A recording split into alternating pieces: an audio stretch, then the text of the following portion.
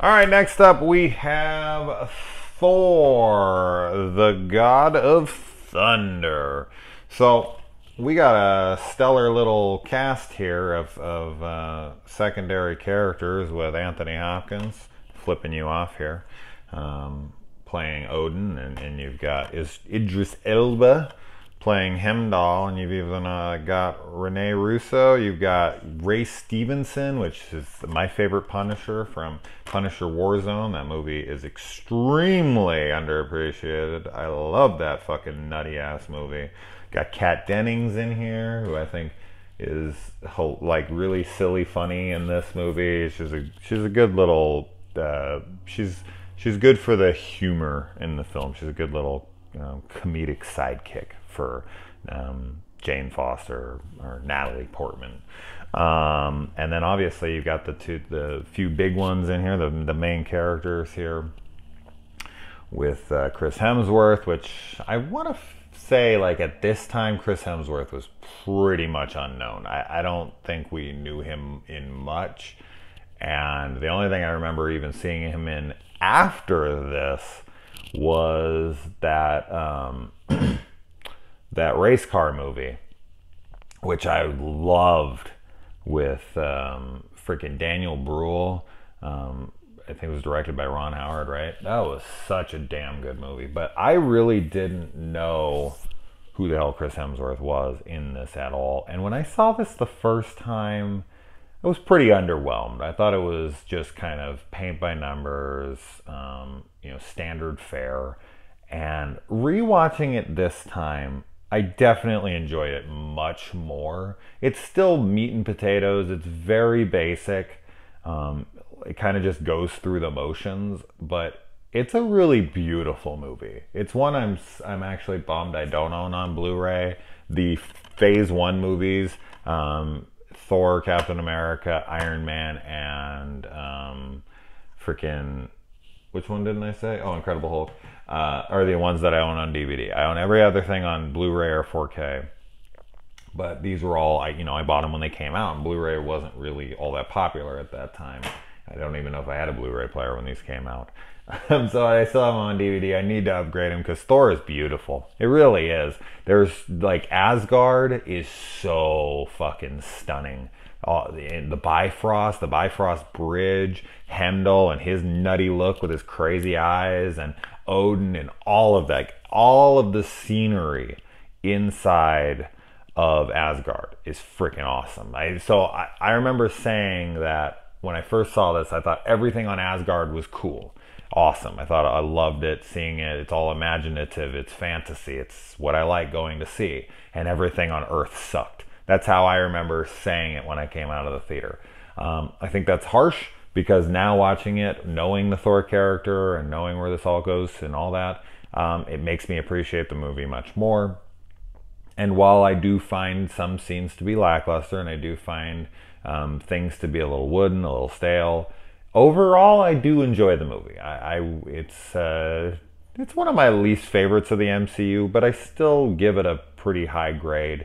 The special effects are credible. There's some really cool storyline going on here, very Shakespearean, which of course makes sense since Kenneth Branagh, however you say his name, directed this. Obviously, Shakespearean dude.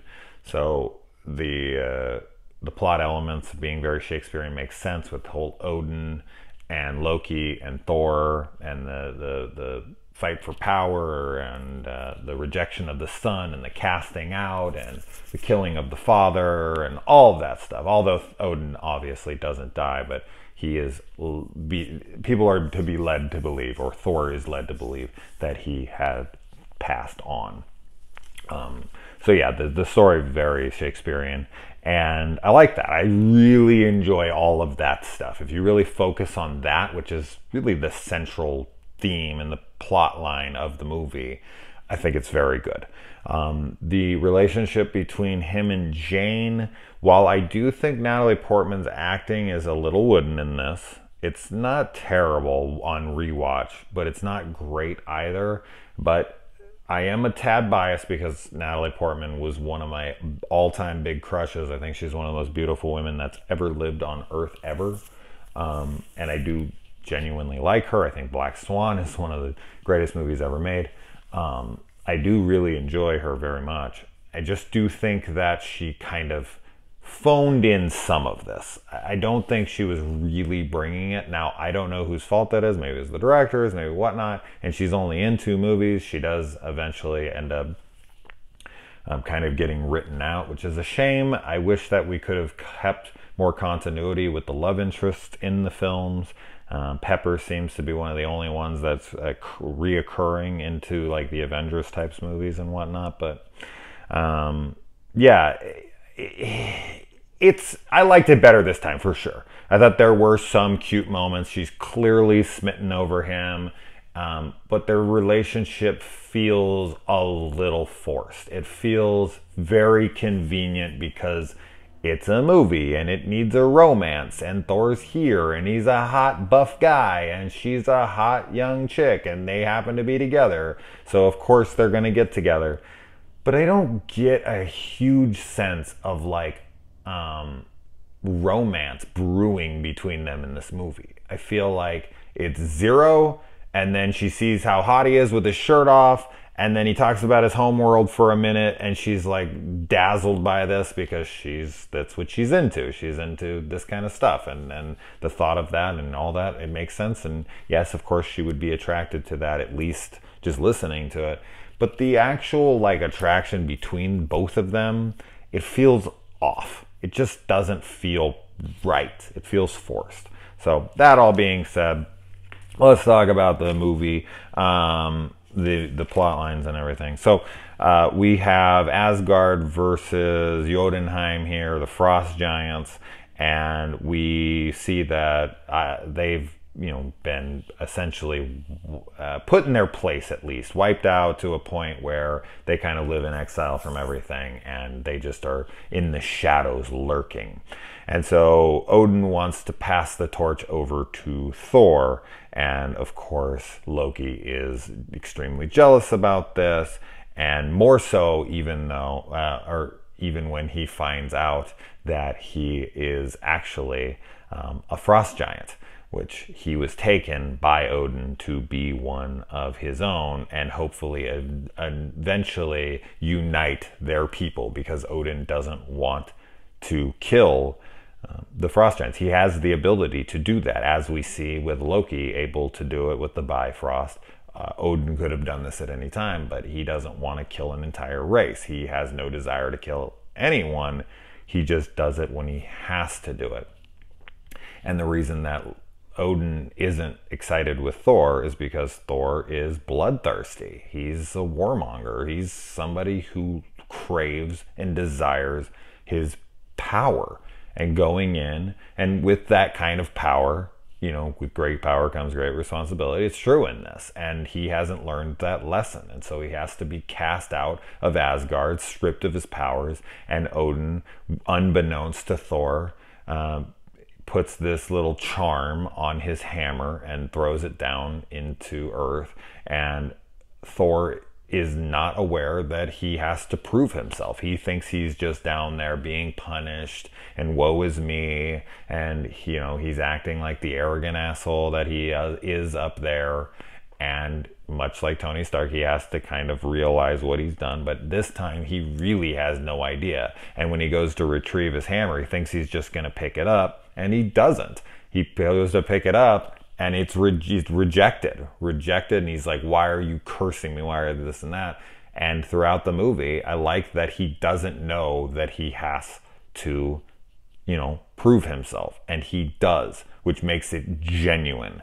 He's not told that, hey, if you can prove yourself as worthy, then you can pick this up. And then he's trying to figure out, how can I be worthy enough? No, he genuinely sacrifices himself at the end of this movie for the good of others, learns his lesson, and is granted back the powers of Thor for the first time for real. He didn't earn them before ever. He was just handed it to him, much like rich kids.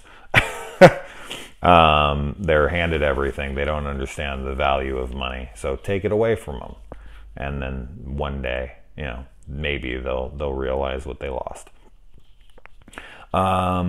And so I did, as I said. And then the whole Loki thing with Loki coming in and coming down to Earth and telling Thor that his father has died and that his mother has forbid him from ever coming back. And he makes it seem like he's the one who loves him and he's the one who wishes he could come back, but he's just the messenger. And so Thor actually buys into that. And he's like, thank you, brother. Like, thank you for coming to visit me. Like, you're such a good guy.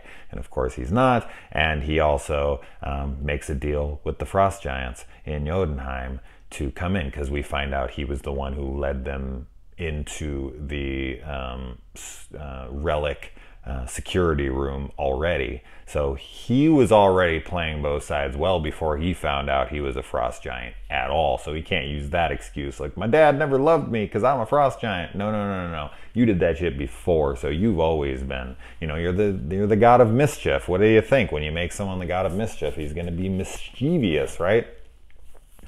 But yeah, so he has this whole thing, he tells him this, and then he even has his little scheming plot here to make it look like he saved the king from the Frost Giants so that he could be the hero and eliminate the leader of the Frost Giants. And then when that all gets kind of thwarted by Thor and whatnot, he goes to break the entire world apart, and Thor has to come and be like, yes, there are enemies, and yes, this seems like a good idea, but killing an entire race, absolute genocide, is never okay. It's never acceptable. That is not the answer. You can't blame an entire species for the actions of some. That's just, you can't do it. We've seen that in our history.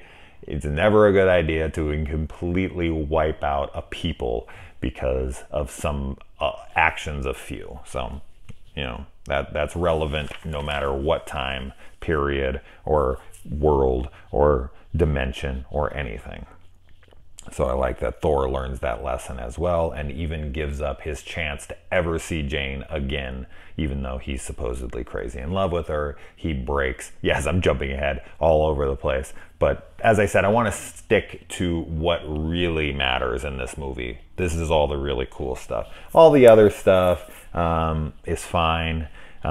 This is like the first time in the MCU where we get the superhero body, the body that like Chris Evans and all these guys would then have to sport and don. And even, yes, there was a superhero body type before this, but this was really like in the MCU especially. And then you had like Man of Steel, and you had, although Man of Steel might have come out, wait, when did Man of Steel come out? Was that 2010? When did, wow, I don't know, 2008? Somewhere in that area. But the superhero body in the MCU, this was like that first body that was like, oh shit, now we've set a huge precedence. And then like every guy, even Paul Rudd and all these guys had to get all jacked and, or at least cut. Even freaking fat little Peter Quill, he was a fatty before, and he got all cut, and now he's like a sex symbol and whatnot. It's pretty freaking funny that Chris Pratt is all of a sudden sexy guy, because he never was. The whole Sword in the Stone thing, pretty funny. Stan Lee's cameo trying to pull the thing out and rips the whole back of his truck out. So I'm trying to point out all the Stan Lee cameos. That one's pretty funny. Hawkeye. So this is the one where Hawkeye comes in. I just said in my last video, Hawkeye got a series order from Disney Plus, which is very exciting. I love that we have that ability now to have smaller stories told on the small screen for smaller characters within the MCU. It's fucking awesome. So glad that we're getting that. The Loki series, potentially the Scarlet Witch series. I talked about it in my Iron Man 2 video, so I won't go over it too much again, but very exciting. I thought it was very odd though in this that he goes to grab a gun first and then grabs the bow. Like he thinks about the gun and then is like, no, the bow. I get it that that's supposed to be for us. So we're like, oh, that's Hawkeye. He's grabbing a bow. But he could have just grabbed a bow. Was there really a moment where he thought he was going to grab a gun? That Hawkeye would go grab a gun. He's always going to grab a fucking bow. So that was a really weird moment for me. I was like, why? Why is he grabbing why is he even thinking about the gun? That was such an odd, maybe they told him, go get your rifle, but they would know he's the bow guy, right? I don't know. I thought that was weird. It was just a second thing, but it felt very out of character.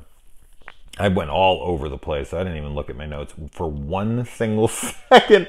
So I'm trying to rush through them really quick. Hemdahl is so fucking cool looking in this movie, and he makes a lot of great decisions in this movie. You know, rejects Loki. He lets Thor's brethren through to go find him. He breaks out of the ice to let them back through. Love that. Love Hemdahl in this. He walks away from the gate to let them through. Like, I can't let you through. Wink, wink. You can let yourself through. Thought that was really cool. The Destroyer. So the Destroyer fights Thor's warriors and Thor. I think that whole sequence is very, very underwhelming. It's very lackluster. But that all being said, it's kind of a palate cleanser. It's kind of an appetizer for the actual fight between Thor and Loki, which I think is really cool. It's very visually stunning because it takes place in Asgard, because there's so many amazing colors running through the Rainbow Bridge and all that stuff. It's a very stunning set piece there. So I think it makes up for it later, and the Destroyer does look cool. It just doesn't do a whole lot. And I feel like the town they're in is very, very teeny tiny. It feels like a soundstage. It feels like a small town on the back lot or something. It just, I don't know, it doesn't feel like organic. It doesn't feel like the world to me. But I do love when Thor proves himself and he just like the fucking hammer's flying across and he just puts his arm up and he catches it, and he's got that big buff arm, and the way he catches it and the lightning strikes, the way that's edited together is just badass. It's like a fist pumping, like, yeah, like Thor's got his hammer back and he's the god of fucking thunder and lightning again. It's cool. It's a very cool moment. I just like how it's shot. I like the grab. I like the explosion. It's a kick-ass moment in the movie. Also love when Thor, you know, because Thor's the only one who can pick up his hammer, and he places it on Loki's chest, just lightly, like gently, just like puts it on his chest, and Loki can't move. He's just sitting there, because I like that. I like that he pins him down with it. I thought that was pretty funny. And then, yeah, I mean, as I said, he breaks the bridge, and even though Odin comes out and he grabs him, and Loki falls off into the abyss to God knows where, and, you know, even though he does this, Thor still laments his passing. He thinks he's dead, of course. We think Loki dies many times, but he's very saddened by the passing of his brother. Despite his actions, he still loved him. And it's very evident in that, and I like that. I like that, you know, despite all of the actions that he did, that Thor is still crushed by this. So I thought that was good. And then we find out that Jane is out there still looking for him. So the romance is still brewing, and of course will be further explored in Thor: The Dark World, which everyone hates, but I really enjoyed. So I do look forward to rewatching that one soon and talking about it. So yeah, I will review Captain America: First Avenger later tonight. I have not yet completely finished it. I have like a little teeny bit left at the end. Then I'll come down here. But for now, adios.